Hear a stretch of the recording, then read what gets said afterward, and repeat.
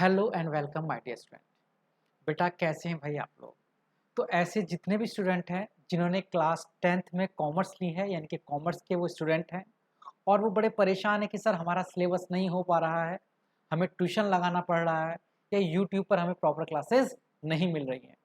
तो बेटा जो हमारे पुराने स्टूडेंट हैं वो सभी जानते हैं कि हम क्लास 10th के एक एक चैप्टर की एक एक टॉपिक वाइज वीडियो बनाकर या तो अपलोड करते हैं और 90% या 100% हम सारी लाइव क्लासेस लेते हैं यूट्यूब पर। टाइमिंग आप सभी को पता है, क्लास 10th की कॉमर्स क्लास की जो टाइमिंग चल रही है वो है रात को 9 से 9:30 या 9 से 10 बजे तक। तो ऐसे जितने भी स्टूडेंट हैं जो हमारे यूट्यूब चैनल से या हम लोगों से जुड़ना चाहते हैं, आप चाहते हैं कि आपको जितनी भी बोर्ड की इंफॉर्मेशन है वो मिलती रहे, सिलेबस से रिलेटेड इन्फॉर्मेशन आपको मिलती रहे, एग्जाम पैटर्न से रिलेटेड इन्फॉर्मेशन आपको मिलती रहे और आपको इन्फॉर्मेशन मिले किस तरह का पेपर आएगा, क्या पेपर में इंपॉर्टेंट क्वेश्चन होंगे, क्या पेपर में इंपॉर्टेंट टॉपिक्स होंगे, उन टॉपिक की अगर आपको सारी इन्फॉर्मेशन चाहिए तो आपको जुड़ना होगा हमारे व्हाट्सएप ग्रुप से। हमारे व्हाट्सएप ग्रुप से जुड़ने के लिए आपको हमारे पास क्या करना होगा, एक छोटा सा मैसेज 9555159995 ये हमारा कॉन्टैक्ट नंबर है, इस पर आप मैसेज कीजिएगा। जो बॉयज़ हैं वो अलग उनका एक ग्रुप है और जो गर्ल्स हैं उनका एक अलग ग्रुप है। तो एक ग्रुप बॉयज़ के लिए बना हुआ है जिसमें बॉयज़ सारे स्टूडेंट्स हैं और एक गर्ल्स का ग्रुप है जिसमें सारे स्टूडेंट्स गर्ल्स हैं। तो अगर आपको भी कॉमर्स में किसी तरह की कोई प्रॉब्लम है, किसी टॉपिक में कोई प्रॉब्लम है, किसी चैप्टर में कोई प्रॉब्लम है, तो आप हमारे यूट्यूब चैनल को ज्वाइन कर सकते हैं जो फ्री ऑफ कॉस्ट है। आज भी फ्री है, कल भी फ्री और आगे भी फ्री रहेगा। आपसे किसी भी प्रकार का कोई भी चार्जेस ना तो आज तक लिया गया है ना ही आगे लिया जाएगा। बस हमारा उद्देश्य है कि आप अच्छे से पढ़ें और अच्छे से मार्क्स लेकर आएँ। चलिएगा, ये तो बात रही जर्नल जो हमेशा मैं आपको बताता हूँ। अब बात है कि सर आज हम क्या करेंगे, हमारा चैप्टर क्या होगा और हमारा टॉपिक क्या होगा। तो सबसे पहले बात करते हैं आज के चैप्टर की। तो आज का जो हमारा चैप्टर है उसका नाम है विनिमय विपत्र यानी कि बिल ऑफ एक्सचेंज। अब इस चैप्टर की अगर मैं आपसे बात करूं, जो फर्स्ट टाइम हमारी वीडियो देख रहा है या जिसने कुछ वीडियो हमारी स्किप कर दी है, छोड़ दी हैं, तो मैं आपको बताना चाहूँगा कि हमारे पास इस चैप्टर की ऑलरेडी 4 वीडियोस अपलोड हो चुकी हैं। 4 टॉपिक मैं इसके करा चुका हूँ, 4 क्लास में आपकी इसकी ले चुका हूँ। अब ऐसा जो भी स्टूडेंट है जो फर्स्ट टाइम हमारी वीडियो को देख रहा है या फर्स्ट टाइम हमसे बातचीत कर रहा है, तो अगर हो सके तो बेटा वो पुरानी 4 वीडियो जरूर देख ले। और अगर उसने नहीं देखी है तो इसका मतलब ये नहीं है कि आज की क्लास उसे समझ नहीं आएगी। चाहे आपने पुरानी वीडियोस देखी हैं, पुराने टॉपिक समझे हैं तो बहुत अच्छी बात है, गुड एंड वेल, उससे बेटर तो कुछ हो ही नहीं सकता। लेकिन अगर आपने पुरानी क्लासेस भी नहीं ली हैं तो भी आप इस क्लास को मिस ना करें, आपको तभी भी आज की क्लास का टॉपिक समझ में आएगा। ये मेरी 100% गारंटी है भाई आप लोगों को। अब बिना समय को वेस्ट किए आज का अपना टॉपिक स्टार्ट करते हैं। आज की क्लास में हमें करना क्या है, आज की क्लास में हमें करना है जो बिल ऑफ एक्सचेंज है, समझ लो बेटा ध्यान से, बिल ऑफ एक्सचेंज यानी कि विनिमय विपत्र।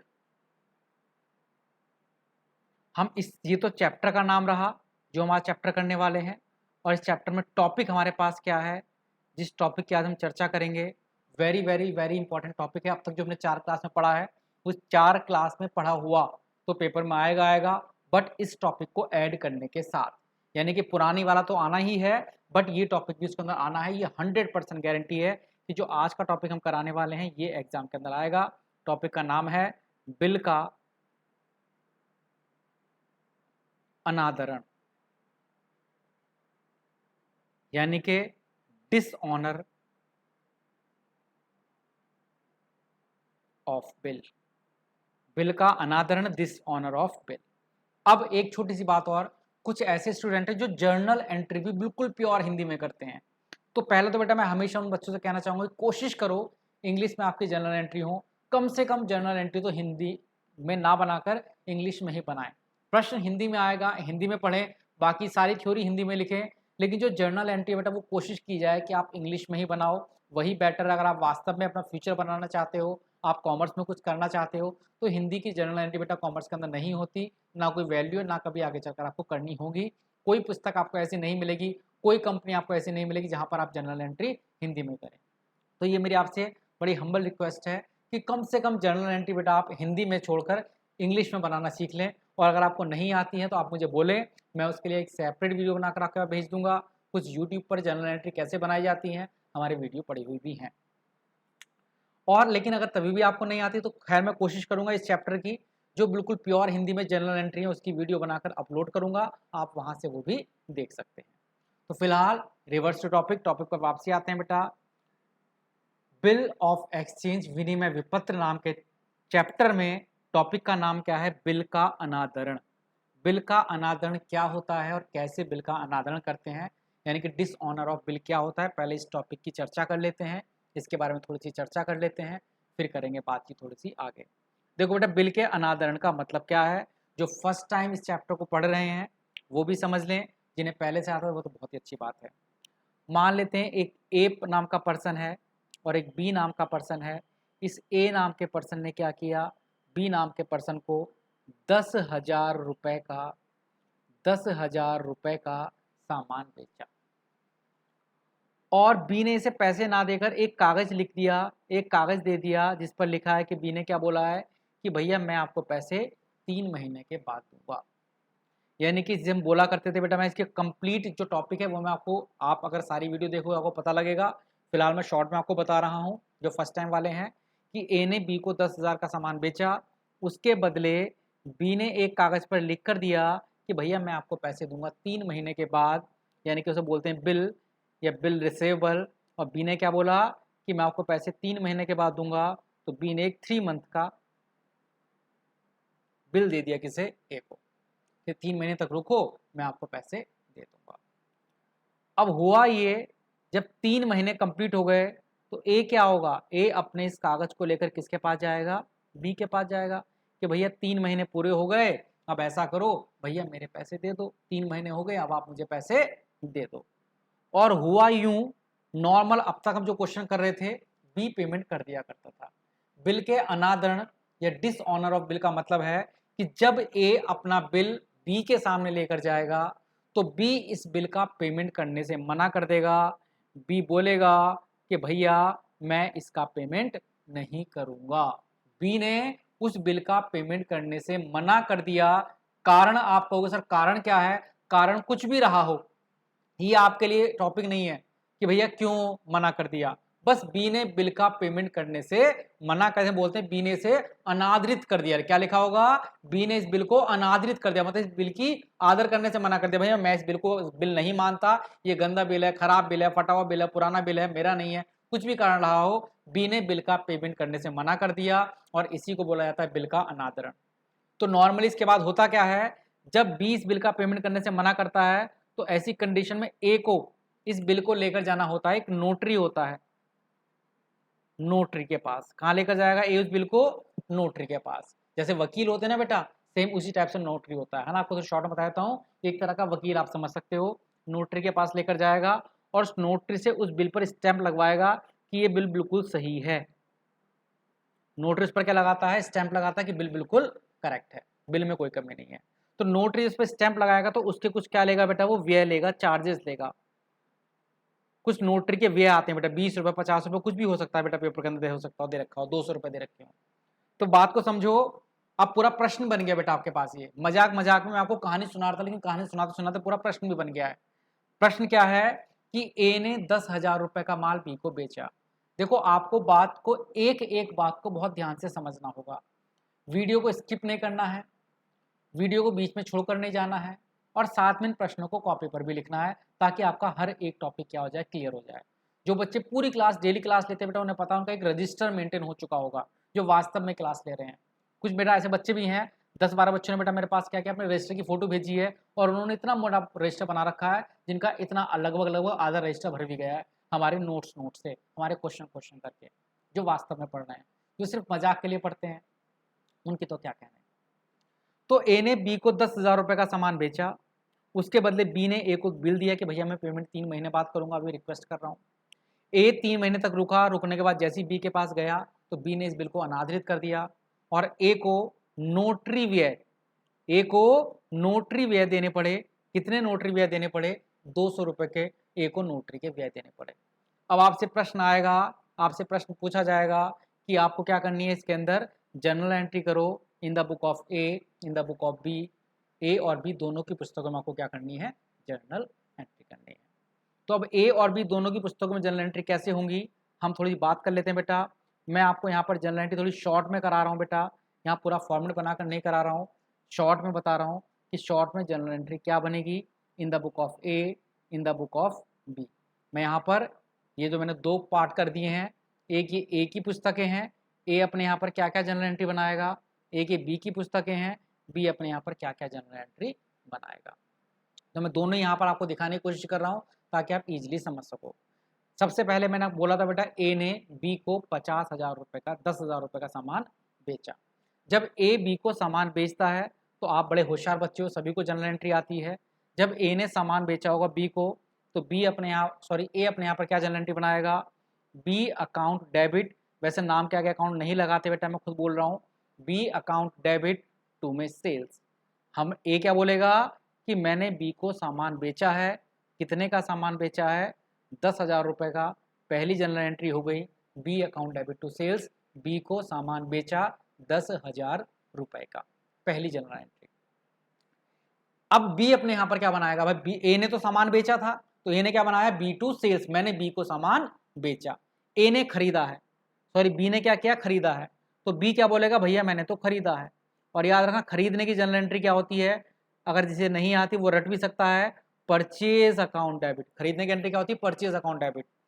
किससे खरीदा है बेटा इसने? ए से। और मैं हमेशा बताता चलता हूं कि ए की पुस्तकों में नाम हमेशा बी का आएगा। ए क्या बोलेगा? मैंने बी को सामान बेचा। और बी क्या बोलेगा? मैंने ए से सामान खरीदा। तो पहली जनरल एंट्री क्या होती है? सामान को बेचने और खरीदने की, ए की पुस्तकों में और बी की पुस्तकों में। दूसरी जनरल एंट्री क्या होगी? अब जैसे सामान बेचेगा बी ए को क्या देगा? बिल। अब ए के पास बिल आ जाएगा, उस बिल को क्या बोला जाता है? बी आर, यानी कि B R account debit. Bill आया है, किससे आया है ये बिल? किससे आया है ये bill? B R account debit to B. B से 10,000 रुपये का बिल रिसीवेबल आ गया, बी आर आ गया। ये जनरल समझ के बेटा, बिल आया है किससे? बी से। और बी अपनी पुस्तकों में क्या जनरल एंट्री बनाएगा बेटा? ए तो बोल रहा है बी आर आया, B R account debit comes in, जो आया वो डेबिट। जबकि बी ने तो बिल दिया है, किसे दिया है? ए को। ये क्या बोलेगा? ए अकाउंट डेबिट। पुराने बच्चे जानते होंगे कि रटी पड़ी होंगी बेटा जनरल एंट्री दूसरी वाली। ए अकाउंट डेबिट टू गया है इसके पास है, लेकिन बी आर नहीं बोलेगा, ये क्या बोलेगा? उसे बीपी बिल पेबल। ए के हिसाब से वो बी आर होता है। देखो बेटा मैंने ए की पुस्तकों में क्या नाम लिखा है? बी आर अकाउंट डेबिट, जबकि बी के मैंने क्या लिखा है? BP account. ए के पास बी आर आया, उसे बी आर बोलता है ए, और बी उसे क्या बोलता है? बीपी बिल पेबल बोलता है। कितने का बिल गया? 10,000 रुपए का गया। अब तीसरी जनरल एंट्री क्या हुई? जैसे ही ड्यू डेट आती है, अब इस बिल का पैसा मिलना था, इस बिल का पैसा मिलना था, लेकिन हुआ क्या? हुआ ये कि जैसे ही वो बिल का पैसा लेने के लिए पहुंचा, बी ने पैसा देने से मना कर दिया। यही आज हमें सीखना है। अगर बिल का पैसा देने से मना कर दिया जाए, बिल को अनादरित कर दिया जाए या बिल को डिसऑनर कर दिया जाए, तो उस केस में क्या जनरल एंट्री होती है? ये जनरल एंट्री आपको आज ध्यान से समझनी है, बहुत प्यार से समझनी है। जब बिल डिसऑनर होगा तो उसकी जनरल एंट्री क्या होती है? जो बिल आने की जनरल एंट्री है, आप इसकी उल्टी जनरल एंट्री कर दो। बिल को आने की एंट्री का उल्टा कर दो। उल्टा कर सकते हो? हाँ जी सर कर सकते हैं। जो बिल मिला था उसकी एंट्री हुई थी बी आर टू बी, अब उल्टी कर दो, बी अकाउंट डेबिट, और टू में क्या लिख दो भैया? B R. B account debit to B R. ये बिल के डिसऑनर, बिल के अनादरित की जनरल एंट्री होती है, बिल के आने की एंट्री की उल्टी एंट्री। वैसे ही ये क्या जनरल एंट्री कर देगा बेटा? इसने पहले की थी ए टू बीपी, और ये क्या कर देगा अब? BP account debit to A account.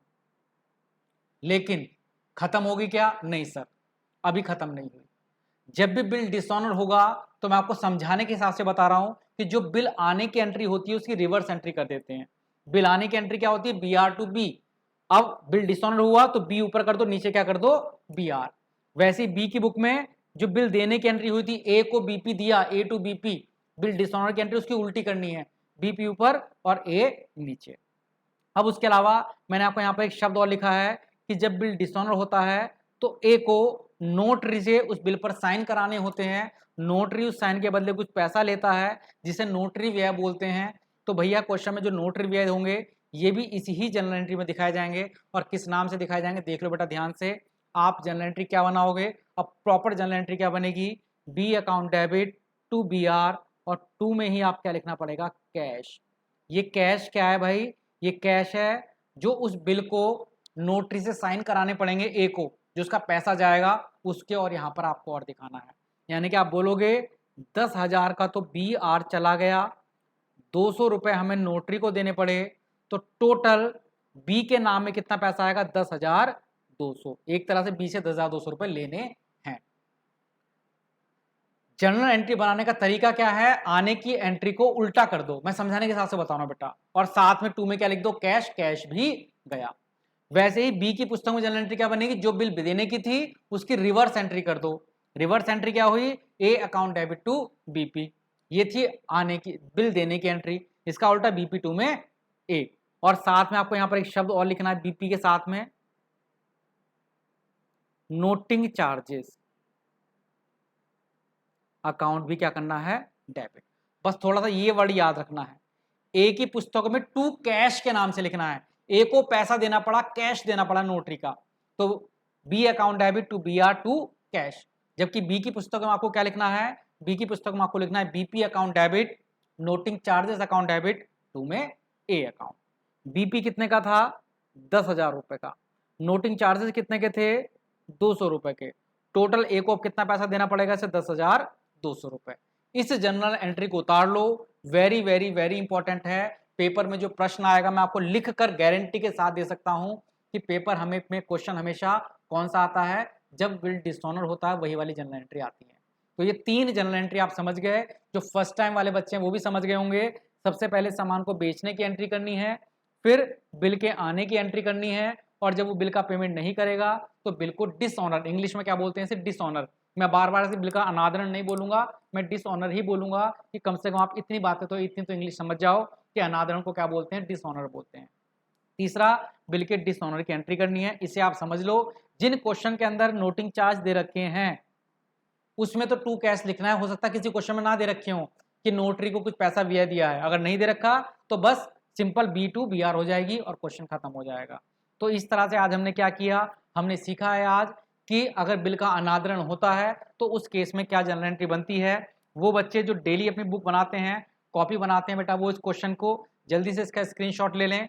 ये एग्जाम्पल है, ये क्वेश्चन है, इसका स्क्रीनशॉट ले लो बेटा आप, ठीक है भाई। उसके अलावा ले लिया होगा, ये इसका सॉल्यूशन है, इसका भी स्क्रीनशॉट ले लो ताकि आप अपनी कॉपी पर बहुत आराम से इसे उतार सको। लेकिन अब याद रखो, अब थोड़ी सी बातें और जो मुझे बतानी है। ये जो बिल का क्या होता है आपके पास, डिसऑनर ऑफ बिल होता है। ये डिसऑनर ऑफ बिल बेटा हमें समझने हैं, यहाँ पर 1 2 3 4 4 अलग अलग केस में बेटा हमें समझना है बिल का डिसऑनर। 4 अलग अलग केस क्या, पहला केस जब बिल ए के खुद के पास है, जो पुराने बच्चों ने पता है बेटा, जब बिल ए के पास होता है और उस समय पर बी पैसा देने से मना कर दे, एक तो ये केस हो सकता है डिसऑनर ऑफ बिल का, बिल के अनादरण का। एक केस क्या हो सकता है कि बिल ए के ही पास था, बिल क्या हो गया, डिसऑनर। दूसरा केस क्या हो सकता है कि इस बिल को ए ने क्या किया, बैंक से डिस्काउंट करा लिया। ए ने इस बिल को बैंक से क्या करा लिया, डिस्काउंट, और डिस्काउंट कराने के बाद बी ने पेमेंट करने से मना कर दिया। तो ऐसा भी हो सकता है कि बिल का डिसऑनर तो हुआ, बिल का अनादरण तो हुआ, लेकिन कब हुआ, जब बिल को बैंक से डिस्काउंट करा लिया था। तीसरा केस क्या हो सकता है, बिल डिसऑनर हो, लेकिन तब डिसऑनर हो जब इस बिल को बैंक में भेजा हो। हमने पढ़ा है, जिन बच्चों ने नहीं पढ़ा बेटा वो पढ़ लेना, हमारी क्लास देख लेना। हमें पता है केस होता है बिल,